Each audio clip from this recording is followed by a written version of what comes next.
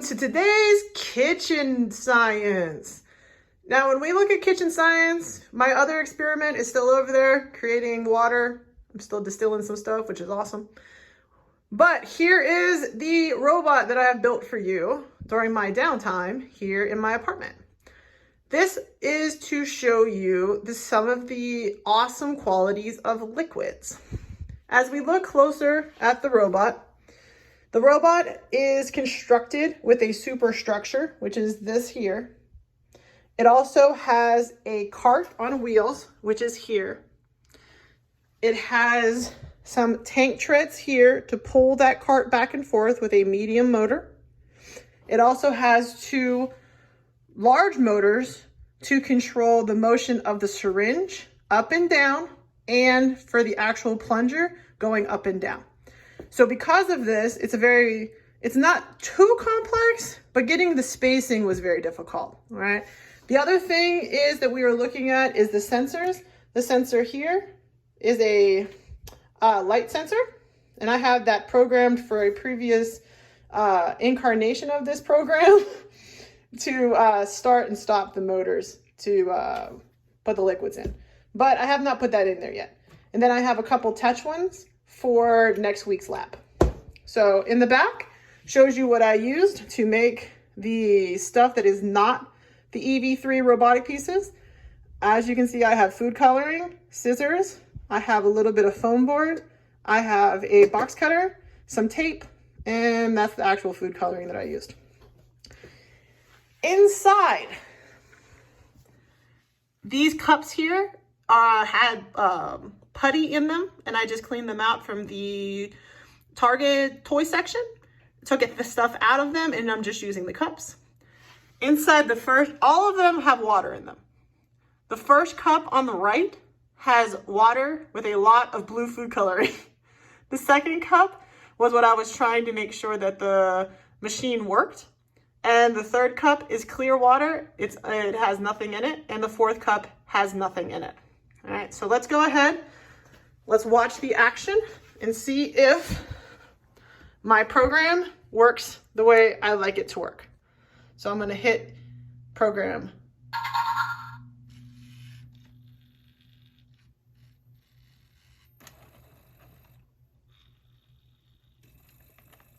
There you go. Now, as you can see, the blue was 3 droplets went into the second container.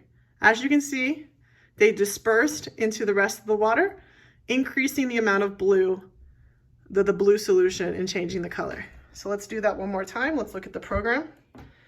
All right, so as I look at the program, I got to get back up, sorry guys. All right, as I look at the program, for those of you that are non-robotic kids, I apologize, but my little ones need to remember this for next year. I named the robot Brain Cheer, because that's my name. I have a large motor in A. I have a medium-sized motor in C, port C. I have a large motor at port D, and then I have my sensors down here. Please ignore the sensors for right now. We are not using it in this experiment. Down here, this is my start button right here. I have the motion of the D motor going first. The motion of the D motor is going down, negative 0.2 at 10% power. Then it sucks it up with motor A. The actual syringe portion goes up. Then the actual tank tread drags the cart over to the second one. Whoops. Then it goes and releases the solution into the cup, and then the motor goes back to start position. Okay, so let's go over that one more time. We have the start, then we have the syringe getting dropped into the liquid. We have the syringe pulling up the liquid. We have the whole syringe system going back up. We move it to the next cup. It drops the liquid into the next cup. It goes back to start position. So we're going to watch that one more time. So you can see, I'll back it up just a little bit.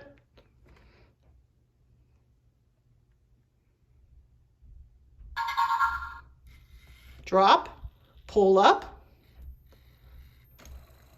go to the next cup, drop in, go back. Perfect. Okay, and as you can see, that blue solution is getting darker and darker the more we do it. Let's do it again, just for giggles. Pull in the solution,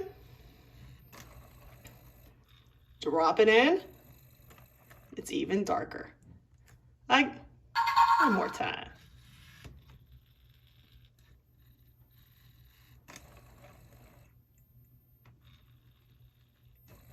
All right. As you can see, the solution is darker and darker as time goes on. Darker and darker. So let's add solution to the third cup. So how would I do that? So we have to change our program. The second cup is pretty dark. Let's go ahead and go to the third cup and pull the first solution and diffuse it into the third cup. All right, so let's see what we need here. Okay, as we're thinking about our experiment, we look at the program we have right now, the first thing I need to do I need to play with D? Do I need to play with step 1? No, because I need to pull up the solution, so we can keep that. So I had to drop the whole component into the solution. The second step, I have to put solution inside my syringe. I got to keep that too. Do I have to lift up the mechanism? Yes, I do. So what needs to change is this third step here. This third step that we're talking about right here is I have 0.3. So I'm moving the medium motor a small distance. Now let's go ahead. We have to get it all the way from here to there. So let's go ahead. If it's at 0.3 right now, let's go ahead. Do you want to double it? Let's double it. So the first thing I'm going to do is if it's 0.3, let's go 0.6. Whoa! 0.6. There you go. Now if I did that at 0.6, to bring it back to center, I have to go ahead and I have to do that as a negative 0.6. Now this is either going to be great or it's going to be a hot mess. Okay, so let's go ahead and give it a shot. Take it down, because right now we're diffusing the original solution into our waters. So let's go ahead and hit play. So we're playing our program. In it goes, sucks it up. We're trying to get to that third. We did it! Good job. So let's watch the solution. As we watch it, it diffuses into the water. It'll take a little time, but as you can see, it is definitely moving inside with all of those other molecules that are moving around too. So let's go ahead and take this out real quick. As it moves, and as it moves throughout the solution, it diffuses. That's awesome. Okay, now, it didn't quite go far enough that first time, did it? Now, I didn't do anything differently with this one. So let's add a little bit more blue and see if we can make it look like this one. So the more we add, the more concentrated that becomes. This is highly concentrated. This isn't as highly concentrated, it's less. This is even less. But as you can see, that blue is leaking up towards the top too. So look, as the color diffuses up. All right, so let's go ahead. What should we do? Think, children, think. We got to add what? What are we going to change on our program? We are going to change C, right? C is our problem. We got to make it go a little further. So 0.65. We're going to add a little bit more. And if we're going to add a little bit more there, we got to add a little bit more here to make sure that we are getting back to center. We're getting back to start. So since we changed that up and we're trying to get, like I said, trying to get that syringe right there to get to that cup nicely. So here's our program again. The only thing we changed was the C motors right here. Those medium-sized motors, because we're looking for distance on our cart. So distance here, we're moving the cart. Okay, so let's give it a shot. I hope I'm not making you car sick. I apologize if I am. So let's go ahead and play it.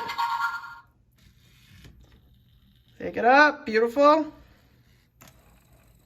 Go, go, go, go, go, go, go. Excellent. Excellent. Excellent. So look, now you can see the top is starting to tinge blue. Starting to tinge. Okay, so let's go again. Let's put some more blue.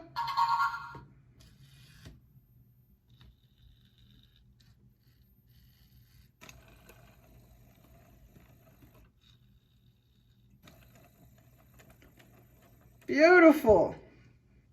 All right, so as you can see, the gradient is being different, okay? You have this one here, which has a lot of the concentrate in it, has a lot of the food coloring.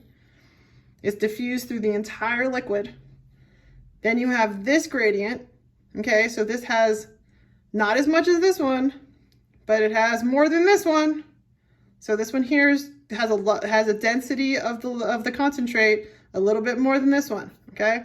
So, and this one on the end is still clean. So none of our colored water is in that one yet, okay? So let's try again. And I'm gonna let you guys, I'm gonna run this experiment 3 or 4 times.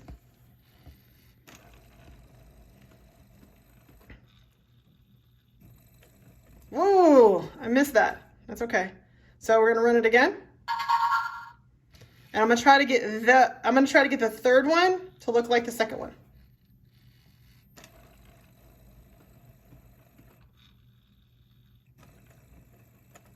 It's getting there. Look at them. Not bad. Not bad. Let's run it again.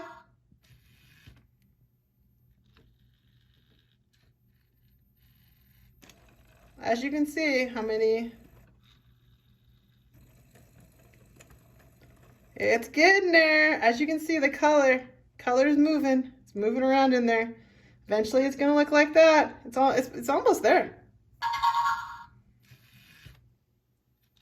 Let's do one more.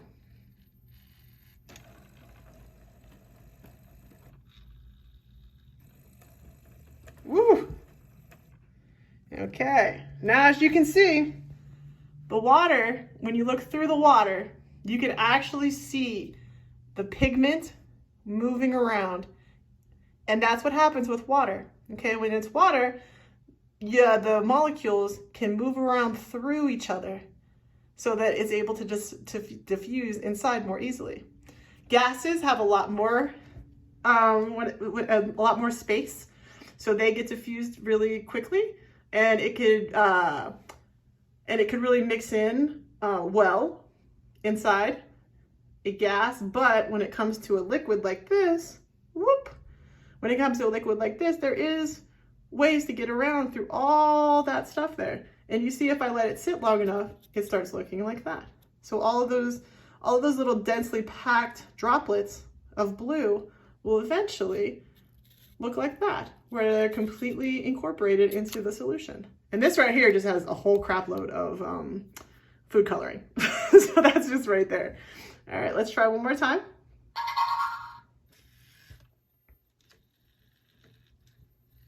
You can actually see how the molecules